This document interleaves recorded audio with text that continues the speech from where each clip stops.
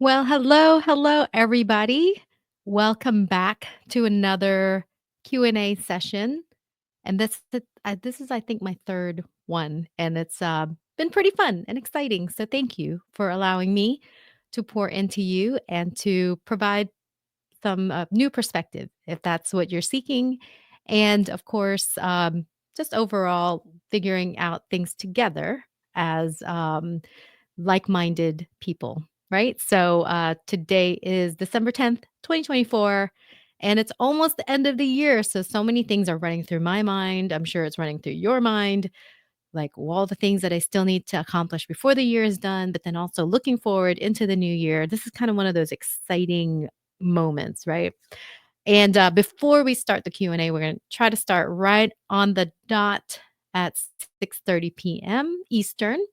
So I have a few minutes to kind of tell you about what's coming up soon. So in case you want to join us and participate in some good things, learning experiences, then definitely save the date. So next week, December 18th on a Wednesday at 6 p.m. Eastern, I will be doing a hands on AI prompting class. So, pretty much bring your questions and let's talk a little bit about how to appropriately prompt AI, whatever tool you're using. And then so we're going to experiment with an aggregator that I really like. You.com is going to be the main focus for the workshop, but it's not like meaning you don't have to use that platform. The main thing is that I'm going to teach you ways to really get the right answers and responses from your AI because of the way you're prompting. So a lot of it is kind of some hidden things that I've figured out that I'd love to share and also give you very specified ways. So depending on what kind of business you're running or if you're just looking to learn, then maybe there's different things that you haven't thought about and how to really be clarifying through your AI and how to kind of dig even further and deeper into the subjects that you're trying to flesh out, whether it's for your marketing, business planning, or just other things that like having a project about. Those are the things that we're going to dive into. So deep dive. And of course, it's live. So if you have questions right then and there on the spot, that's the magic of seeing you all in the same room. So it'll be handled through Zoom. We're going to have a pretty good time, very hands on. Okay, so that is happening on the 18th. And if you haven't already registered, please let us know and we'll send you a link. Casey will also post how you can register for that one.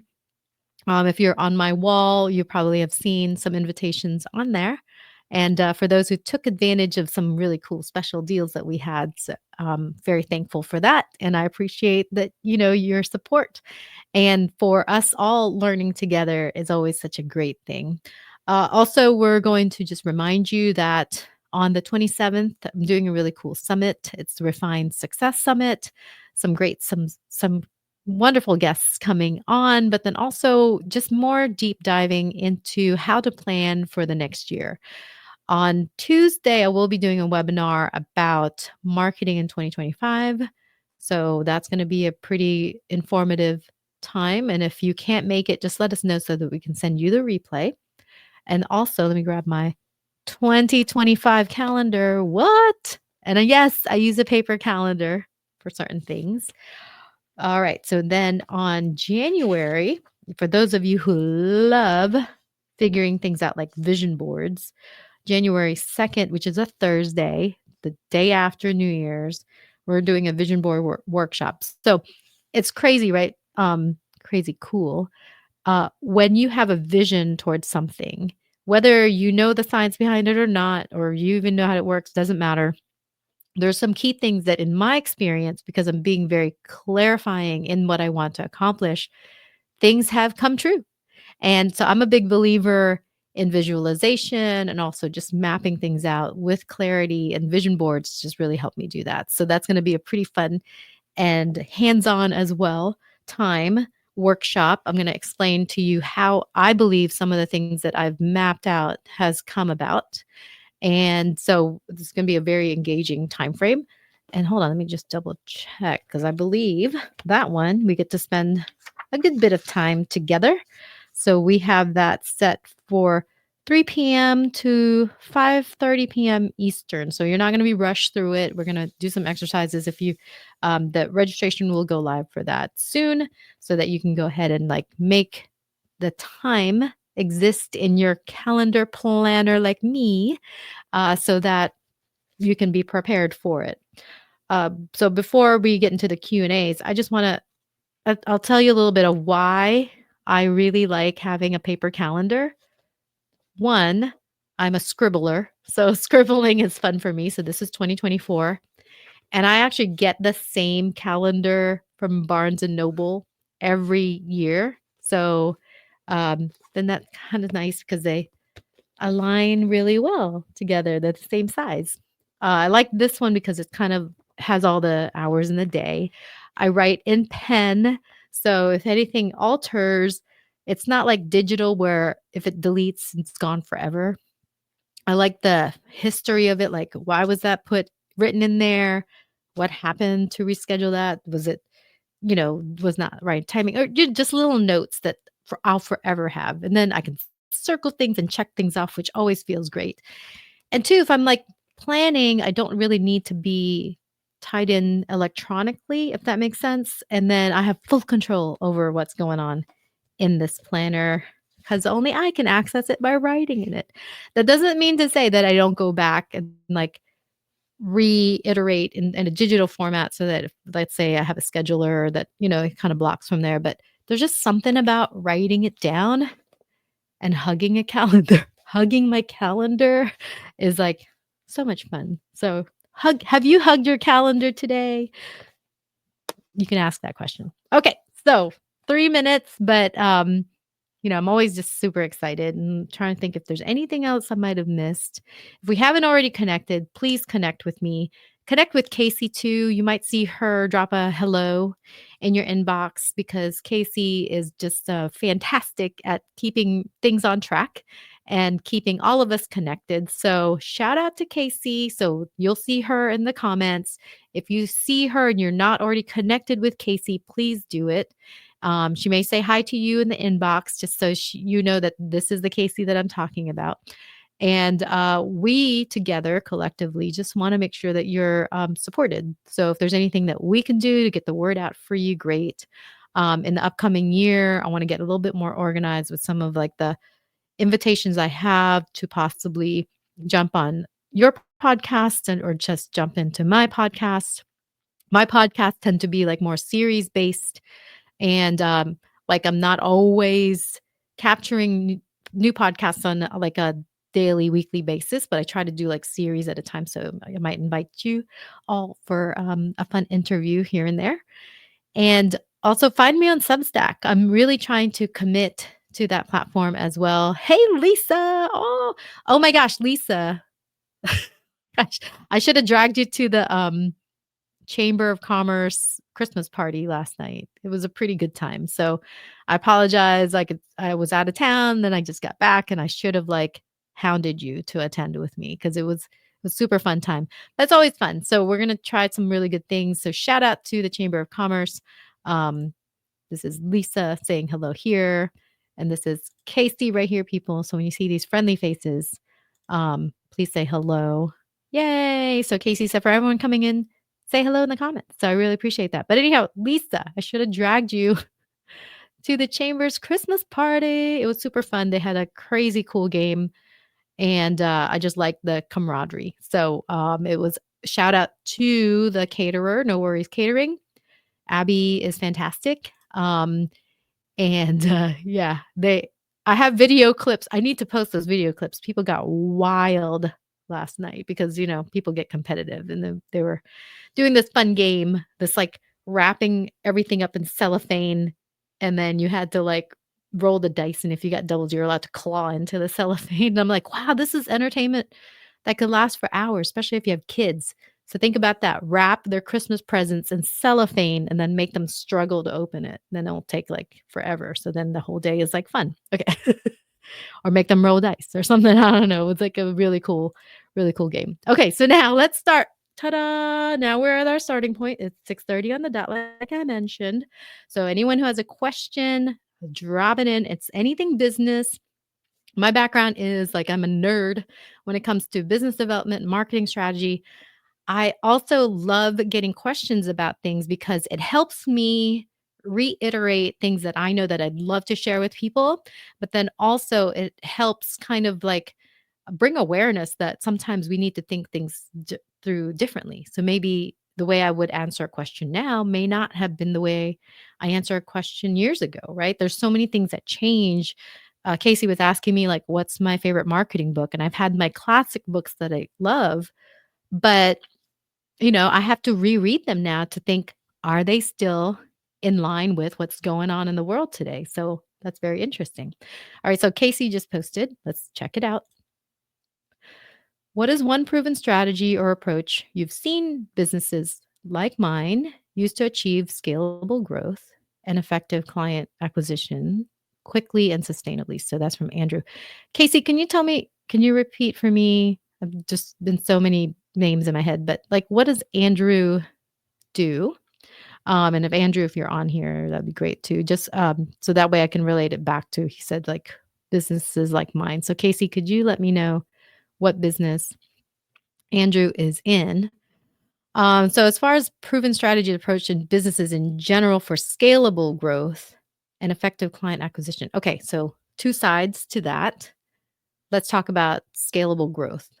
Scalable growth, in my opinion, would be done best if there's other people helping you maneuver the pretty much the public relations and also the awareness of your business. Like if you doing it yourself can only extend but so far. Scale to me definitely means that you have other wise contributors in the business growth. Scaling by yourself may not be the most ideal, but however, the caveat to that is there could be ways to scale using AI, right? Um, Now, in regards to effective client acquisition, when you say quickly and sustainably, relationships are always going to be key, in my opinion, especially if you're working with established people. So once Casey tells me like what business and like I want to definitely make the answer specific to Andrew. Um, now, let's say if you're an online business and you're present all the time, you're creating awareness and people understand in depth what your background is about, what your values are. So then it's easy for them to make an informed decision if you're trying to put something out there. Okay, that's what it was. Okay, so Andrew does customize AI solutions for client facing based SMBs. Okay, so in customized AI solutions, scaling already using your AI, of course, is fantastic. But um, for like, let's say you're targeting certain types of clients, marketing should always speak to the audience so that they are already lined up in that sense for why they would need you. The question always is like, why you? Like, if there's especially like 10 other people in consideration, why choose you? And we always say, like, what's your unique selling point so that people can say, ah, this is why I will choose Andrew over anyone else. So your values come into play about who you are and if people want to do business with you.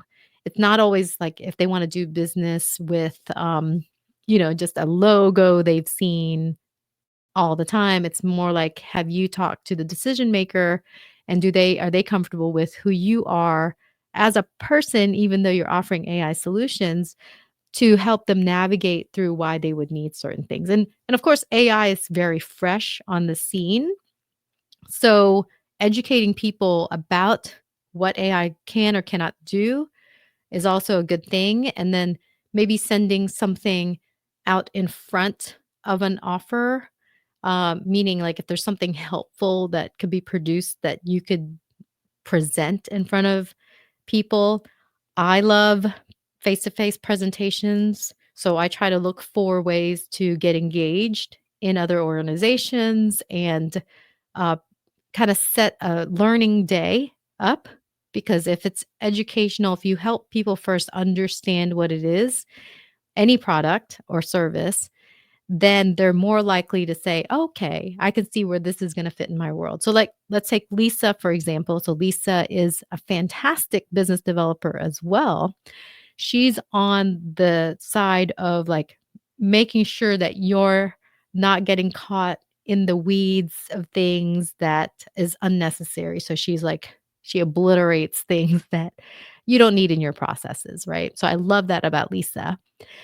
And let's pretend it's Lisa trying to scale and acquire people quickly. I would always be like, "Who can I talk to today that can sign off on what I'm offering?" So, 1, do you already have an offer that's clear? Like, is there a clear offer for what you're doing? And I know we try to, like, do especially because um, Andrew, does customized solutions. Sometimes we say so much things that we can do that people don't understand if that really fits them. So I try to narrow the choices down, right? And get really to the meat of an offer. And if there's something that I feel like timing is key, especially things in AI before things develop too much this way or the game changes for something else. What can we do today as a solution? So having the right solution in an offer is a highly um, effective thing to have in your pocket. The more sales calls that you can have or the more conversations, it's all this numbers game sometimes. So when you're talking about scaling, how many times a day am I creating an offer? Am I putting an offer in front of somebody who could potentially make that decision? I think sometimes we miss that that could be a good thing to quantify. We sometimes put lots of good information out for free, but we don't always sell and get people to land on a decision. So, how many times in a week could you be in that approach for that decision to happen? And then, what's the framework around that conversation, the touch points before the conversation, and what's the follow up like after the conversation? So, hopefully, those points make sense and that you can apply some of those things that, and if you have any questions about it, I'm totally up for, more in-depth discussion for sure. Like Lisa and I had a cool conversation. I love that, right? So, next question. Who has a fun question that we can kind of brainstorm together? And like I said, I don't always know everything. So, if you're watching this and you're looking at the replay or you're here right now, feel free to add your 2 cents. I'm always welcoming that. And we may or may not agree. Like there's so many different fun things to do in business and things to kind of look at. Um, it's always neat to see like, "Oh, I haven't tried that before," or "That's interesting. I didn't even consider that that could be a solution." And, I like doing that. I just came back from a mastermind last week, was eye-opening to some of the wonderful processes that people were doing that, definitely like, made me think twice. So the next question posted here is, why is digital marketing crucial for small businesses? Okay. Digital marketing, in my opinion, is kind of like the thing nowadays, right? So if you're not already focusing hard on that, and I find this with local businesses, they think, I'm still, doing word of mouth, I'm showing up networking, which is all strong things. And then sometimes digital marketing, because they don't understand it, they kind of shy away from it and only have like, I have a website set up and that's the only thing. Digital marketing is just stuff beyond the website itself. So if you're looking at either paid ways to have digital marketing or organic ways to do digital marketing, have a plan and then figure out things in your calendar, in your marketing calendar that could move the needle so that you're not always having to be um, present everywhere. Like you can what's nice about digital marketing is that you can repurpose certain things and you can show up in many platforms and gives you exposure to other people, businesses, however you're trying to attract that audience. And I will add a little bit of like a word in digital marketing. It is community. What kind of community are you building around your service or product? That is pretty much the way culture has evolved online now to give us that direct connection. So when I think about digital marketing, I also think about how does that help bring an audience into a community where then we can keep this conversation going instead of always trying to find random people that may or may not fit what we do. So being very clear on who you're trying to attract in digital marketing makes all the difference because then, especially algorithms that are organic, it could help you get out there much more quickly and with better intention on finding the right people to serve. Because if it's just kind of like showing up just to show up, that may not always be the best thing to throw out there. Almost like if you're fishing, right? If you know what kind of fish you're trying to capture, then you know what kind of bait you need to have because certain fishes are only attracted to certain types of things to consume. Same thing with your audience. Certain audiences would like this instead of that. And so sometimes if you're not quite sure, we talk about things in digital marketing that's called like A/B testing. So you test one theory out and test another and then see which one performs better. And then that way you're not overspending on something that in theory might work but doesn't really work. So it's good to have that as well. And I also say you don't have to be perfect. Sometimes the things that you thought weren't really going to work actually work. And then sometimes it's a mystery why that happens. You don't always have all the data. Um, and then some things that you were very confident about may fall short. So you have to also have a very thick skin when it comes to some of these marketing tactics.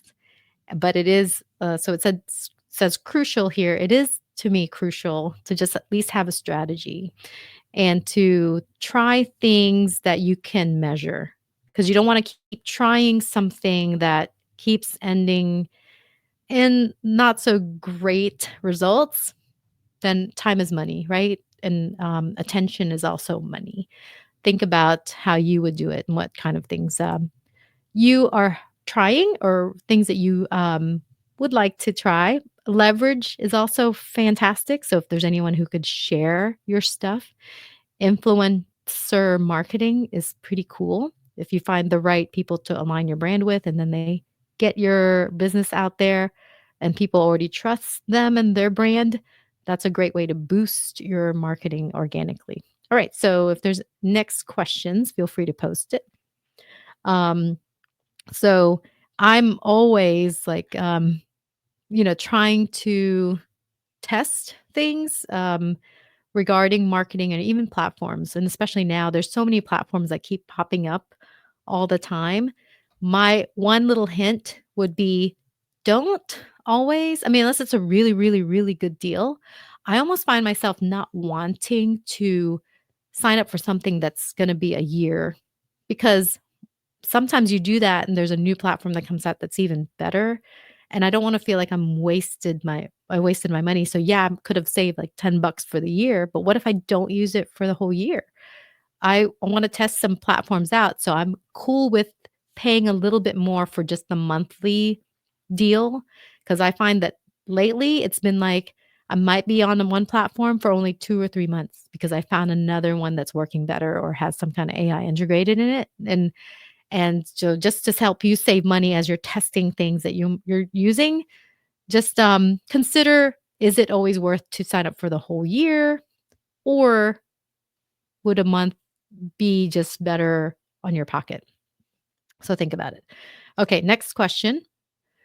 Which is better for a small business, organic marketing or paid marketing?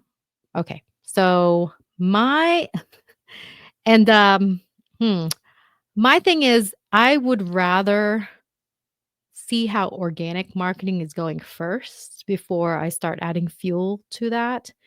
Um, so it's almost like you want something that you know is gonna be super effective before putting a lot of your hard-earned money into it.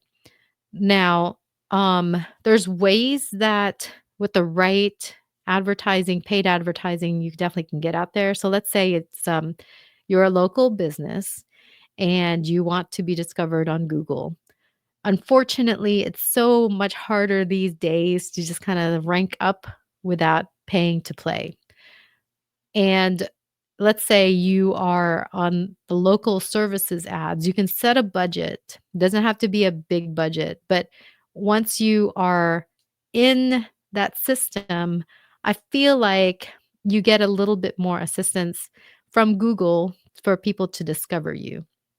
So that's one way you can make sure that you're and it's also nice because you only pay for the appropriate leads. So if something comes through and it wasn't really an inquiry for your business and it was like the wrong number, you're not gonna get charged for that. So it's not like what we call impressions advertising where you are pretty much paying anytime anyone sees your information. With the local services ads, you're paying for a good lead, and then you're only paying for those that, are really serious about connecting with you and have contacted you. So that is super valuable. I definitely will say go for it when it comes to that, especially if you're a local services-based business. It may not work for all businesses, especially if you're not on map-based too. Now there's some great things that in the past too just was working so well. Some mailers are still a good option if you're gonna pay for it, but you really gotta hone in, like, what you're offering because people collect things if they get it tangibly, like, if there's a good offer, they're gonna save it, if there's a coupon, etcetera. So, paying for that, is a good thing for you to also, like, send a postcard that has QR codes, but again, I would definitely see if it's in your budget. Sometimes when you're saying small businesses here, the budget may not be so big, and you gotta really think about, "How am I gonna get the return for this investment?" So with organic marketing, it's not as big as a risk, but you really have to work it. It's hard to go viral or really make it effective if you're not consistent. So if you think that you can definitely be more consistent with, your marketing, then organic is fantastic, but you have to know how the algorithms work and then also, like, how to create content to have that organic take. So you could be spending money on hiring people to help you make the content. So there you go. You're spending money again because not everybody could do it all.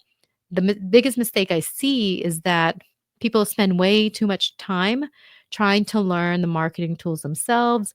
Let's say they are, a landscaper and they're trying to learn marketing on the fly after a long, hard day of working, your brain's already exhausted and you're trying to get more clients. You don't have the money to spend on marketing. So then you're going to try to sit down and do it yourself. But maybe you're not as tech savvy. I mean, that's gotta feel frustrating. And then most of the time what happens is people go, "Oh, I'll just give up and just go with what I know." But then you're missing another piece of the pie that could be effective. So my thought would be try to earmark some funds to get yourself the appropriate help or the right people on your team. Really start to delegate with people who know what they're doing. Don't sign long-term contracts with people you haven't fully tested out. Try to take things in bite-sized pieces, get a better understanding, know how to delegate to the right people, ask for references, get the right people um, that will either, prove themselves without a lot of commitment. So that way you're not overspending for someone that's not effective. Also, it's easy to get taken in by really savvy salespeople that, get you in there, but they're not really doing all the work to help you. So there has to be some some things that you quantify as whether or not that's gonna be good for you. So even saying organic marketing, maybe someone else is running that for you. So it may still be in a way paid marketing because you are asking somebody to handle that. So hopefully that helps and with that answer, with that question. Next question is Casey. Let's see. Want to say organic, but that has not worked well for me.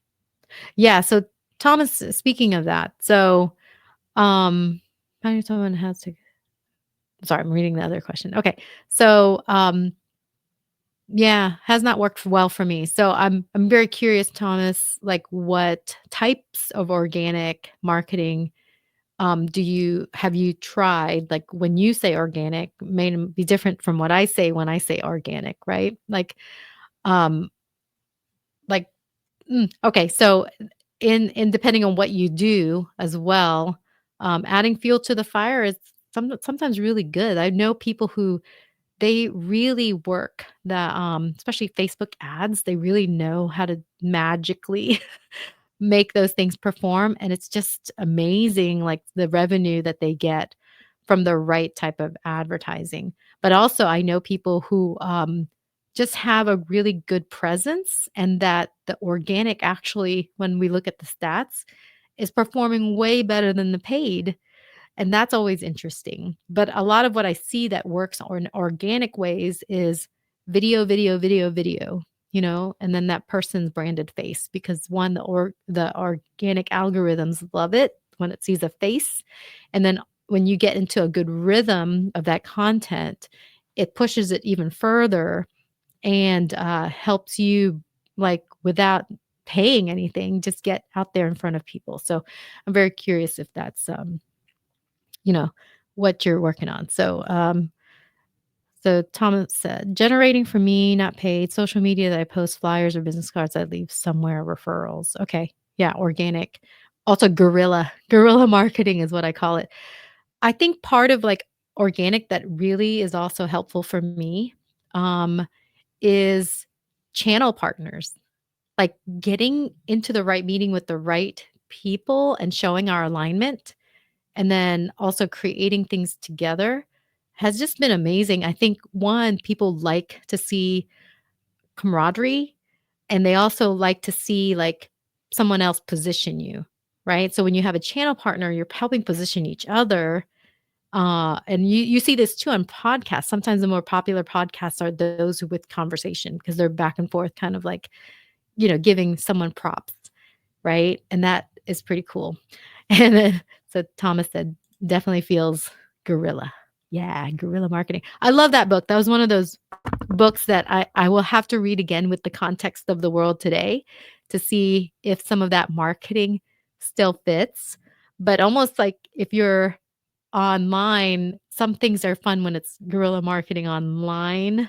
Um, and just, how to like kind of utilize like maybe um of like video responses. I feel like it's kind of guerrilla marketing when someone does a video and then you do another video responding to their video. Like that's pretty fun to kind of piggyback off the algorithms of the original video. Or if there's something trending, I definitely see some or like guerrilla tactics in that regard. So that's pretty interesting. Casey's been posting some free resources. What? That's awesome. So thanks, Casey. And that's awesome there. And then I think you had put another question up. Okay. So it says, how do you know if someone has what it takes to succeed as an entrepreneur before he starts a startup or he or she starts a startup? How do you know if someone has what it takes? Okay.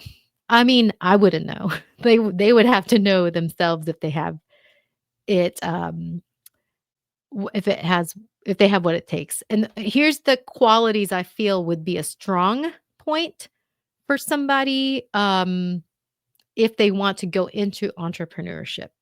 Okay. One would be self regulation. I just feel like as entrepreneurs, we're so responsible for our own actions that if you aren't really good at self regulation, that might be kind of a challenge in the beginning. And what I mean by self regulation is like working on the things you say you're going to work on, maybe um, getting out there when you don't feel like it. Sometimes it's like, oh, there's so much busy life going on already. For me personally, I'm a mom of 5 kids, right? And then I'm trying to like hold down the fort and then still do the things I need to do professionally. And so I have to do a lot of self-regulation, like, and kinda say, "Here's my limitations, here's where I can stretch." And entrepreneurs need a lot of stretching. And partly too, another thing that you need as an entrepreneur is communication, whether it's to the clientele or your team. You have to be a pretty strong communicator in just explaining what it is you want or explaining what it is you offer. And you can't be afraid of selling or sales in particular, because in the beginning, especially if you're a startup, you're going to be wearing many hats. And one of the most important hats that you have to wear is the sales hat so that the transaction can happen. Other things it would take, I would think that, getting out of your own way. Like a lot of times I find that people are smart and they have great instincts, but then they second guess themselves and then they get in the way and sabotage what they're trying to do. And that's a little sad because sometimes I look at somebody and go, wow, they're so brilliant. They're just amazing. And I can see their success happen. But then they do something that you're like, what, why did they just do that? Like, oh, don't get in your own way. Like, stop sabotaging yourself. You're an amazing person. Like, you got to be able to self motivate. Um, and so Lisa says, you have to take the time, you have to the drive to work in your passion. Sorry, I think that's a typo, right? Do you have to drive? Yeah, you have to have. There it is. You have to have the drive to work in your passion. Oh yeah, that's that self-regulation. I think you said I can usually know if somebody has what it takes, right? So you have to have the drive to work in your passion. Oh, and you have to thrive on failure. Thomas says, imposter syndrome is real. Yes. So both points that, Lisa and Thomas are bringing up is that, that self-motivation sometimes is impeded by you not believing in your own skill sets and how you can deliver the result. Case in point, there's some people that, oh my gosh, they're so amazing in the workplace when somebody's delegating to them and they can just rise to the occasion, right? Like, let's say they have a boss and they're like, "You're always hitting all the marks in that space." And but then take them out of the scenario and put them in their own business. That that bar that used to be set super high because someone else was setting it, now sometimes is floated down and they still can't reach it, right? So either it is imposter syndrome or it's second guessing. So then you're afraid to fail. So then you don't even try as hard anymore. And you don't have that cushion of someone like holding you accountable and also giving you income, even if you make mistakes. Because we know in this side of the world, this side of the perspective, our mistakes, we have to own it, and there's no one paying us to make the mistake. It's almost like you have to eat the cost of your mistake, and that's not fun. Um, so there is security in working for someone else, and then we kind of say, well, why work for myself if I can't guarantee the income, like if somebody else was, structured that way. So the key word is structure. You have to understand that when you start any kind of business, there has to be some kind of formatting and structure. Flying by the seat of your pants is just not always going to work out pretty well. And if you look at when you enter into a business, and especially an established business, they have some kind of structure so that they know where the income is coming in from to give you that wage. And what sometimes when you go into business for yourself, or if you're a startup, you are still trying different things to earn the wage, and that's not consistent. And then therefore, you're not earning what you have earned when you were working for someone else. Although the dream is that I'm going to come up with something great. It's going to be successful and I'm going to get paid all this money and then woohoo, freedom, right? Um, Thomas says, that's me, thrived as an individual contributor or on a team and has been so much harder as a solopreneur. So my pointed question to Thomas would be, what kind of systems do you have in place that technically keeps that money churning in, right? So it has to be a machine. Oh, and when Casey asked me earlier, like, what books, marketing books do you like? Laura Langemeyer, I think I'm saying that name right. She wrote a book called Cash Machine a long time ago. She was in the movie The Secret. And I was like, I looked her up and was like, what's she about? And she had this book. And then so I got this book a long time ago, but it's still pertinent. I think it's one of these books sitting right here. Cash Machine. So it just talks about like, what you need to do to make your business like a machine, right? So do you have a machine already churning? I met with somebody super wonderful earlier today, and we were having a long discussion about where she was going with her business.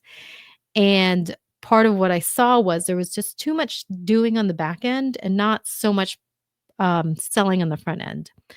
And I know we want to get things super perfect, and you don't want to put out a bad product or kind of show up in a not so polished way. But if you're prolonging the sales discussion because you're waiting for other pieces to fit, then that might be a little tougher. And if you look at the businesses that people have worked for, they have people in that position that's always kind of like doing business development, you know, beating the pavement for that company. So they have to like literally knock on doors or do what it takes to bring in business for the business, right? So if it's just you and you're wearing all these hats, that's really tough, especially on the days when you're busy doing the back end things. How do you get out there in front and knock on doors or make those calls? And the big businesses have that in place. I don't know where everybody has worked in their life, but me personally, I've never had a boss. I've always done some kind of like freelance or contracted work that at any moment I can go, I changed my mind. Like, I want to do something else. But that gave me a different mindset. Like, since I was never reliant on a consistent type of income, I always figured out ways to sell my skills as services. I have taught ballroom dance and won awards and choreography work on that. I still am involved in that space, but I from early on had been involved in the internet, doing coding, creating websites, and so got paid for that because one, it was new and nuanced, and no one really understood it. And as a nerdy, teenager, I was like, "Hey, I can help you with this whole new Netscape internet world." Um, and then here's how much it costs. Like I was never shy about asking for the transaction, right? And then of course doing a really fantastic job so that I would get people to utilize my services again. And I think that's really what I see sometimes is that people overthink the pathway to the transaction and they're not making enough of that sales coming in. So the goal sometimes is like, okay, I'm going to work this hard to get this much of a sale. Like it's inverted. It needs to be, how can I work right here at a good, comfortable level and then really show up in a premium way to get the right transactions to then give my business the right income flow. Hopefully that makes sense. So then thriving in sales, thriving in income generation should be the highest goals that you set because then if you slightly aren't getting there, at least, you're covered and you can survive and, you can then, earn a good income from your business. And so, just hopefully some of the things that I said resonated. And thank you for both Lisa and Thomas for, just being open to sharing their thoughts here because that could be the trick in the way just how your mindset and your self-regulation and just your expectations for yourself is going to help you create a successful business, right? I try to make sure that if you're a solopreneur, that you have a good network of support. Part of what's been consistent for me is that I'm very involved in having like good referral partners.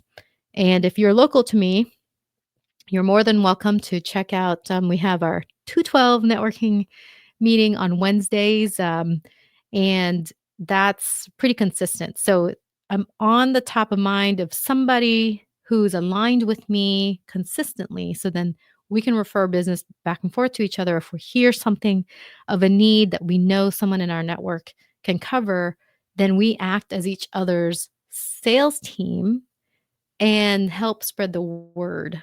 That's so powerful to have, and if you don't already have a consistent group of people getting the word out for you, I think definitely start there. That's a fantastic way to also just boost your confidence because you're having to discuss your business constantly to your referral group so that they get to know what you do. We have, connection meetings all the time that we call in that networking group biz chats. So that keeps us all connected and that communication gets more tailored and it becomes cleaner and easier to express about your business. And then that confidence rises because of it. Casey, if there's any other questions, feel free to post it. And also Lisa or Thomas. And even if it's not a question, maybe you want to dive into a conversation about something that's been gnawing at your mind, feel free to let it loose here so that we can maybe approach it in different ways. And again, my goal here is just to give as much insight. Um, and then it also helps me kind of it contemplate things that maybe other people are struggling with, because then I can then help design maybe another tool for somebody that could move the needle. So thanks again for contributing. The next question here is, what are 3 key factors to develop a successful business? Okay, so your 3 might be different from my 3. So Lisa, Thomas, even Casey, if you want to push something into the comments, I think this will be kind of fun to see like what other people think would be 3 key success factors to develop a successful business. I'll tell you right off the bat. And it's funny because my new name, like the new program name that I have, it's called Refined Strategic Blueprint. So for me already, those are my 3 key factors. I even named my program after it. Refining, in my opinion, is that so actually, if you go work it backwards, blueprint, you gotta start with a plan, and it may not be solid because that's not what it's about. The blueprint then is work through the strategies that you're, you know, fulfilling to really hit good goals from that blueprint. Then the word refined is really the process. You're not gonna be successful off the bat. If you are, then let me take you gambling. Let's go on the cruise ship again and go to the casino because then, you're super lucky, right? But most of the time, we need to do the work in order to really get to where we need to go. So Thomas put, ooh, I love that. Intentionality, consistency, and resiliency. Absolutely. Hands down, that's fantastic. So if we're I love the word intentional. Like I just feel like that's a good way to wake up in the morning is to have what's your intention for today? Like I love getting in front of my planner as soon as I wake up, kind of looking at why am I doing this? Like what's my intention? Am I aligning myself correctly? And then consistency goes so far. Like and it's almost like you don't have to be like super um hustle mode. Like as consistency doesn't mean hustle. Like consistency just means that you're really in that good rhythm and a good pattern. And of course resiliency, because there's things aren't going to go your way. And having that optimistic point of view and just bouncing back fast is so smart. And for me, sometimes I learn through mistakes. I'd rather not have it to be a costly mistake, but definitely learning is a good plan of action. And you need that resiliency. So thank you. That's beautiful. And then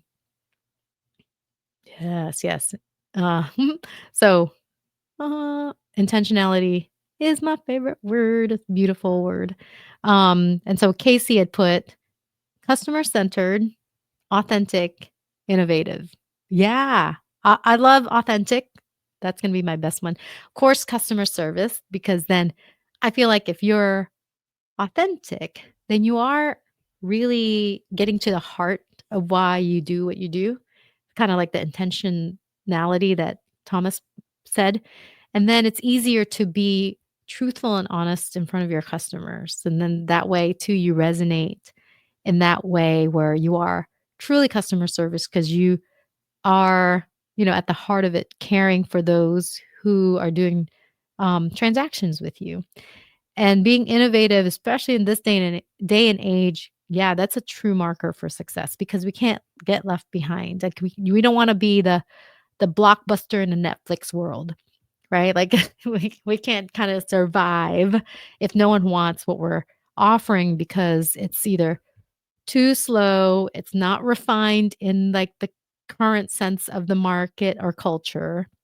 So you gotta stay innovative and always thinking ahead. Try things because if you're resilient, if things don't quite work out, maybe you're bookmarking it for a later time. There's so many things that I tried a while back that now is becoming easier and is actually more effective. So it's very fascinating that it could just have been timing, right? So having that mindset of innovation, collecting from what you've learned because you've been resilient and then intentionally applying it. It's just amazing. So Lisa says, it feels like screaming into an empty room. It feels pointless. And then boom, new client. Consistency is the key and also boring. Um, who's it boring for? Like, I think sometimes in your own space, in your own headspace, when you're being if you're a creative person and you like testing new things, I know people that get so annoyed with the word consistency because they equate it to, like, only doing this and doing it over and over and over again. Um, but it doesn't always have to be an habitual consistency. It could be a brand voice consistency, meaning if you are not like a Jekyll and Hyde with your marketing, that's good consistency. It doesn't always have to be like the same frequency. And then, so it feels like screaming into an empty room. It feels pointless, then boom, new client. Yeah. So, um, yeah, because you never know, and I'll tell you a cool story is that, one of, like, my most favorite clients, I met her at an event. I was actually speaking about vision boards, kinda like what I mentioned when we started here, and, so she comes up to me. She was sitting right in the front row. She comes up to me, and she goes, "Marilyn," just serious tone, sorry, serious tone. She was like, "I've been watching you." And I was like, "Okay. I saw you in the front row." No, she goes, "No, I've been paying attention to you on Facebook. I've been watching you." And I was like, "Well, that's cool. Hopefully it's all good stuff." And again, she has a serious face. And she goes, "But you've never seen me comment." And I go, "Okay, that's so I'm like, I didn't know what to say. She was like, "Because I didn't want you to know that I was paying attention." And I was like, "Okay, this is an interesting conversation. Like, where are we going with this?" But long story short, she was just like, "I wanna meet with you. I wanna work with you." But she's like, "I just didn't want to influence or get on your radar because then I don't want you selling to me. I just wanted to make my own decision." I was like, "Okay, that's cool." But, her admitting that, I was like, "Whoa." Like, I knew that there would be people that would be paying attention that may not make their presence known, but the way she came out so bold with it, and we did end up working together, and again, one of my most favorite clients said, and so it was just kinda like, wow. So I always tell that story because you just never know who's making a decision quietly, and reiterating that, I was in a program and they were talking about like success in certain Facebook communities. And they said that the people in some of those communities that comment and like everything a lot were normally their um, freebie seekers, which was very interesting. They said the people who hardly comment and just kind of once in a while just get in the DM to ask a question, those were the people that were better fits, and then they actually would partake in, like, an offer. So I was like, "Wow, that reiterates, like, what happened with me and my other client," right? So, I wanna shout her out so bad, but I don't wanna I gotta ask her permission first before I do that. Not that it's weird or anything, I just wanna make sure. But no, I just think that, when they said that about their group program and that what they've noticed is that, yeah, sometimes people wanna take in, like, quiet consideration whether or not they wanna work with you, and you just never know. So I'm a big believer in that, like, I know the space I'm in, and I know what you put out there doesn't always go away. So be very careful on, like, what not to say that you can't be honest, but just be aware that people may be silently gauging whether or not you're a good fit for what it is that they're seeking, right? And sometimes, yeah, share your opinion and be real. Um, but kind of what Thomas's word is like, what's your intention behind that post? Right? Sometimes people just do throwaway posts and they go, oh, it doesn't matter. In some regards, it does matter because people want to figure out who you are and your character and how, they might benefit from knowing you. And if there's just some kind of like callous things that may get posted here and there just has no relevance to anything positive, I just would be very careful about that. Like there's just certain people that I'm just surprised of how much like maybe negativity that's revolving in their messaging that they don't even think is messaging. Maybe they're expressing just something that's, like, a little too touchy. I don't know, like, I'm just in my world, I'm just trying to be intentional with the way I want to communicate, right? I don't need to make it all about me and just all these, like, things that aren't that would help be helpful. Like, I just really want and it's the same way I speak to my children, like, same way I interact with my family. Is that am I creating a better space because of what I said and what I did, or am I just kind of like muddying the water or making things like more complicated than they need to be? So I'm very aware of that. So think about that when you're kind of just functioning out and about. Like I don't like things that are like what do we call it? Like, I don't like gossiping about people. I just don't like that. I don't like trying to figure out what somebody else is thinking of. Like I always say that what someone else's opinion about me or anything else is none of my business. It just really is not any of my business. And it would be just better for me in a clarity mindset to just say, what would feel good in this situation and how can I improve the situation I'm in? And it just makes life in my world just a little bit easier and smoother just because that's always my intention when I enter into any space. Um, and same thing here. So hopefully I'm giving you some good positive tips. Like I'm very enthusiastic about business and how things could go. And sharing is just a good mission to have. And so I love that some of you are here sharing and some of you all who are going to be watching the replay that, if you're sharing it just makes the world go around. I just think that that's fantastic. Let me know if there's any other questions we have about 10 minutes left. So let's make good use of our 10 minutes. And again, if you've been here for a minute and you are paying attention, I'm just very grateful for that. My goal is to just be a resource for anyone who needs it, whether this is the resource you were looking for and you're good with that. Is there anything that we could do? Maybe there's some people that we could be channel partners with. Now that I've gotten to know Lisa a little bit better, it's like I have her in my brain resonating in here. So that's kind of fun. So then I'm kind of like looking out, see like, hey, who can I introduce Lisa to? Same Thomas, if there's anyone I can make an introduction for you, let me know. I just feel like when you send out good energy in the world, it comes back to you. And so anything I can do to make some things positive, then my whole goal is that I'm bringing positivity back for my family and then I'm supporting them. Shout out to my husband. My husband is a full time caretaker because we have special needs children. And so he allows me to go do my thing and like achieve the missions that I've set out for myself because it is to benefit my family. And then also, I try to get out there and really help my clients with new perspectives. So anytime I'm learning for myself, I try to bring it right back to the table so that everybody can benefit from it, right? So that's just how I see my world. That's how I want to keep it going. So I'm so glad that I got to discover these LinkedIn Lives. Again, this is the third one. I want to be consistent with it for sure. And so shout out to Casey for helping me show up consistently. And she helps me kind of noodle through some of the connection stuff. So, one, find yourself a good right hand person. And then I also want to shout out to Caitlin. Caitlin's not always on the LinkedIn portion of the things. She's actually one of my assistants here in the local market. But just it feels good to have a team. And when we talked about like businesses that are successful, I think it's always great if you can partner up with the right people in your everyday and in your operations.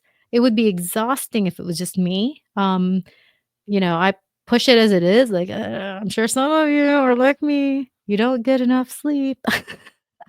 And so, we gotta take care of ourselves, and part of taking care of ourselves is knowing how to delegate, and then, of course, like, keep things in a positive light, because I think that's just how you feel inside. It's how you're gonna have health and just awesome things around. So, oh, Casey said, "You're the best, and you're the best.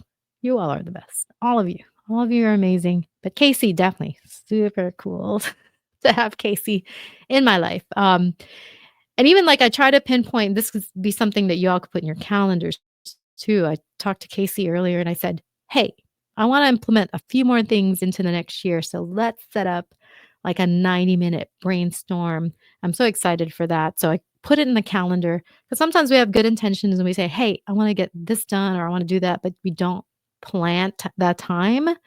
And I feel like you need to block it off. Like you need to, and if you didn't see me earlier, you need to hug your calendar and then like really put some good things in there. Um, so if you weren't in the beginning, I'll just a couple of reminders.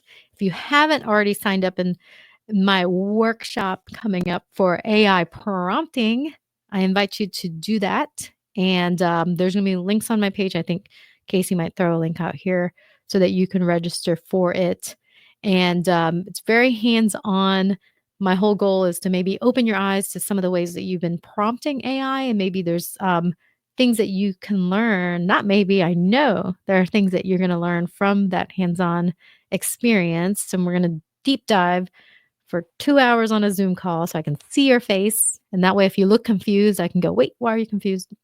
Like, so, and then for some people, especially if you know some younger people too, if they want to come in and just, like, learn that evening, I think it's fantastic to throw that into a resume, right? So for some people who are looking to enter into the field of either marketing or even starting a business or just having a service that's gonna be useful, in this day and age, invite them to say, "Hey, you know what? I know this training that may be beneficial to you," and then you can add it on your resume.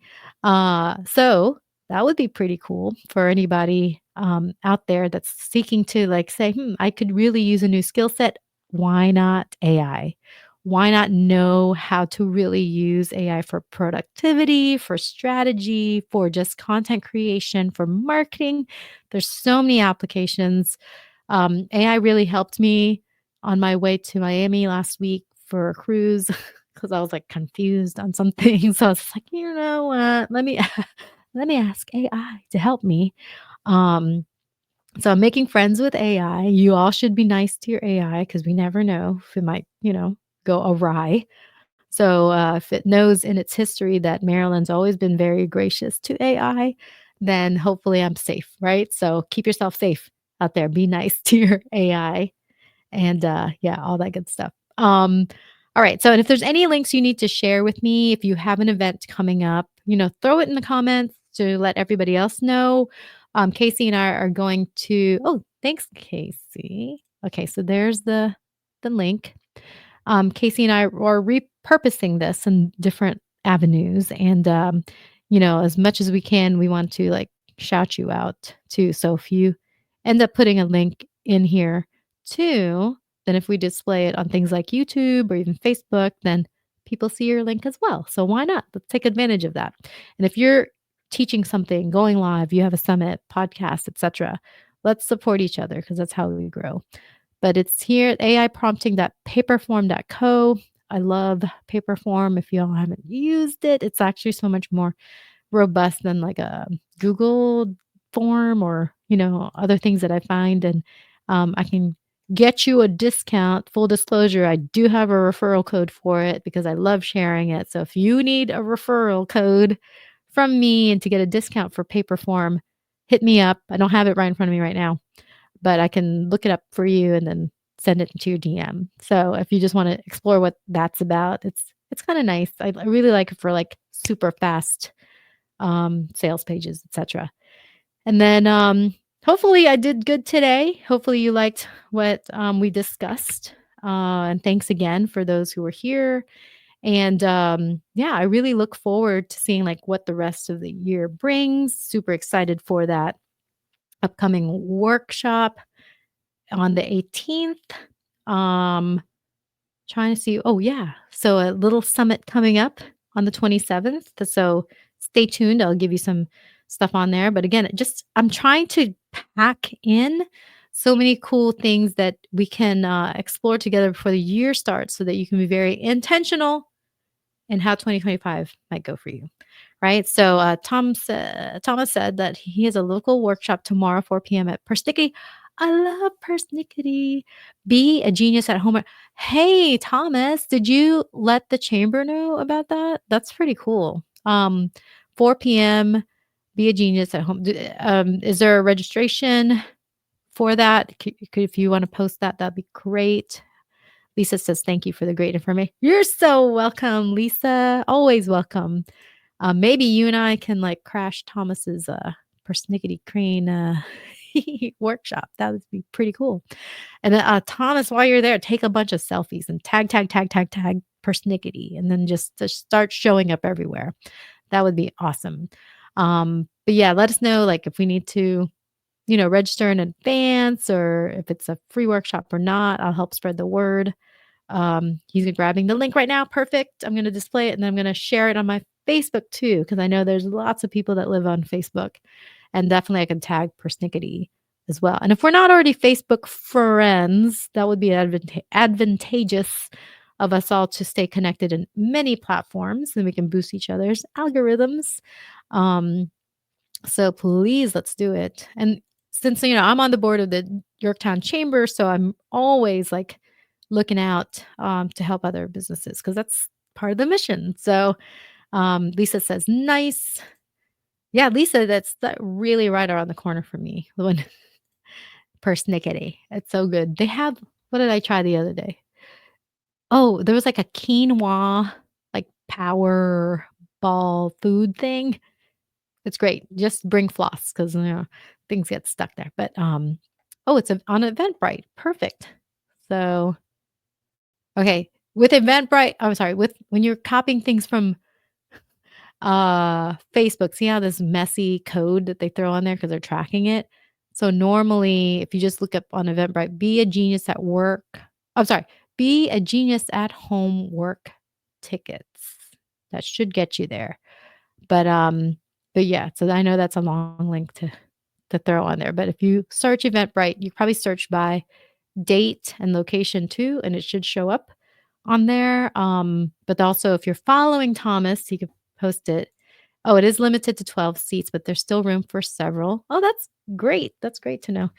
I'm trying to look at my calendar now, see if I can pop in. I might be there. I might show up. And if there's no room for me, it's okay. I'll just get one of those quinoa balls and move on. It's fine. Okay, so oh, they also have a good lavender chai. Yeah, that was good too.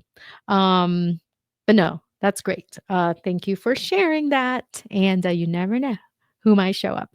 Okay, so I'm going to look for that link on Eventbrite myself and I'll repost it on Facebook. So, yay, I'm so glad I get to do that for you.